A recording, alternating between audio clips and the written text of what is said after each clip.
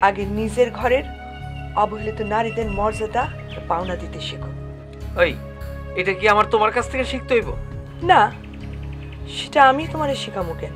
তুমিই তো লোকজনরে শেখাও। আমার আরেকটা ফাইল কই? এই তো। দাও। আচ্ছা, পরশুর কথা কি মনে আছে? কয় তারিখ? থাকবো না কেন? 23 তারিখ। ইংলিশ মাসের কথা কই নাই তো, বাংলা মাসের কথা কইছি। বাংলা কত তারিখ? বাবা ভুল গেছে, বৈশাখ মাসের 10 তারিখ। ও মনে পড়ছে, মেলায় যাইতে হইব।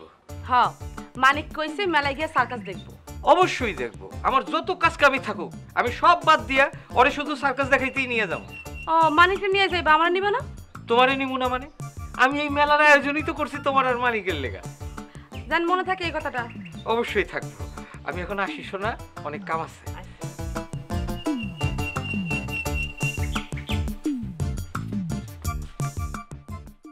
এই সেমিনারে ডিসি সাহেবেরও ভাষণ দেওয়ার কথা আছে। তাই নাকি?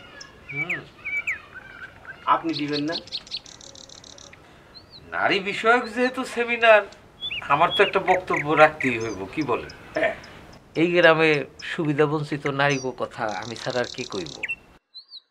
আর তাছাড়া সুখ দুঃখ চিন্তা ভাবনা করার জন্য আমি ছাড়া আর কে আছে বলেন?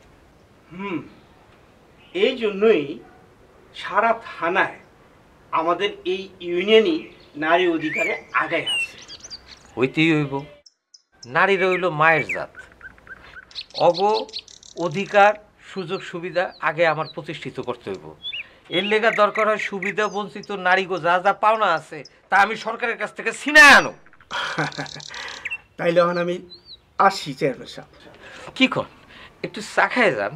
না না না, এই দুপুরবেলা এখন আর চা খাবো না। তাইলে আমি আসি। জি, আসসালামু আলাইকুম।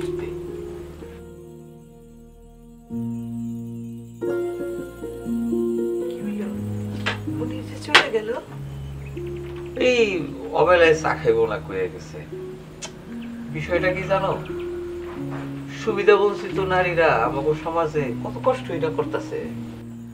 তাদের পাওনা কেউ দিতে চায় না, তাদের ন্যায্য অধিকারও কেউ দিতে চায় না। কি যে আজব এই সমাজ ব্যবস্থা। কি আজব এই সমাজ ব্যবস্থা। এখানে মুখে বলে এক কথা আর বাস্তবে করে অন্যরকম। কি কইতে চাও তুমি?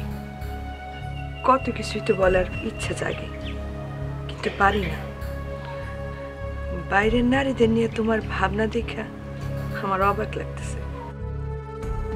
কেন? আমি আবার অবাক হওয়ার মতো কি করলাম? অবহেলিত নারীদের মর্যাদা কি তুমি দিতে জানো?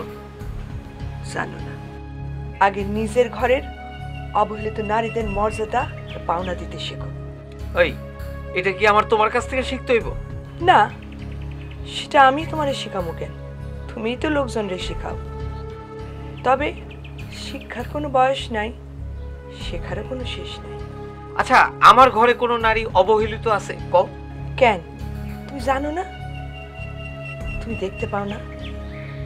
আমার কথা না হয় বাদই দিলাম, কিন্তু টুনি ওর ন্যায্য পাওনা তুমি ধরে দিছো।